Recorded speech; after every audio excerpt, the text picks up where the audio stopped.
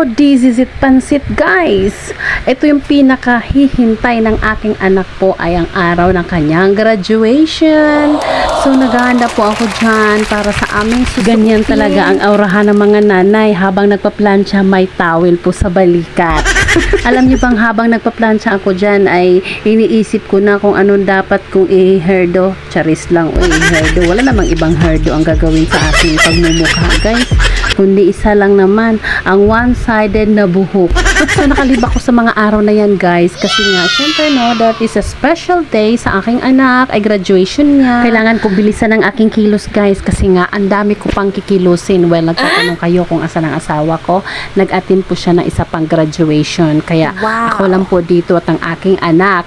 Ang aking anak naman ay super busy din sa mga bagay-bagay, ewan ko ba, nasa sinabihan ko kasi siya guys na kailangan mong umayos nak ha, baka pag alis natin nga, ako pa yung mukhang nag-graduate ha.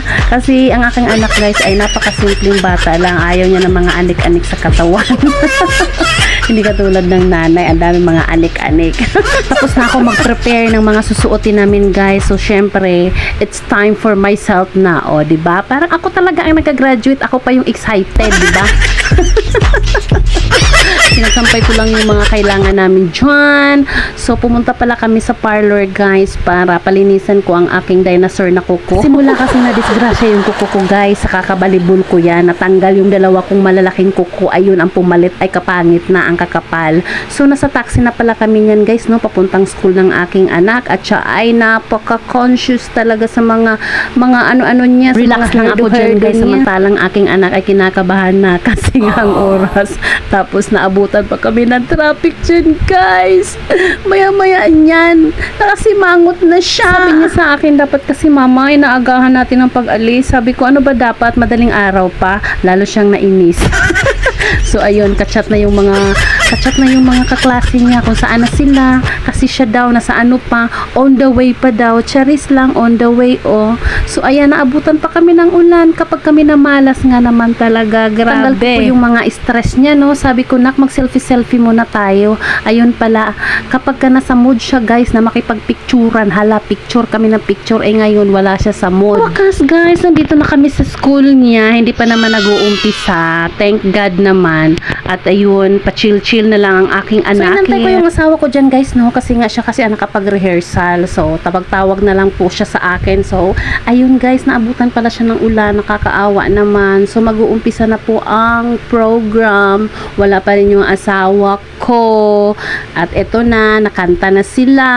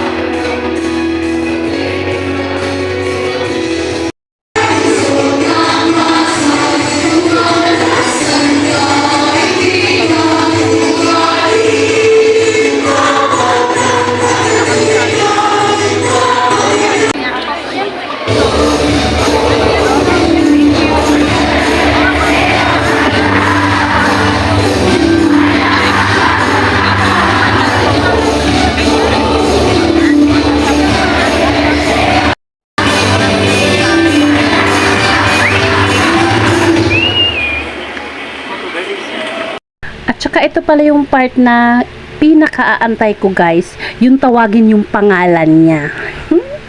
Maria Angelica May Dinael.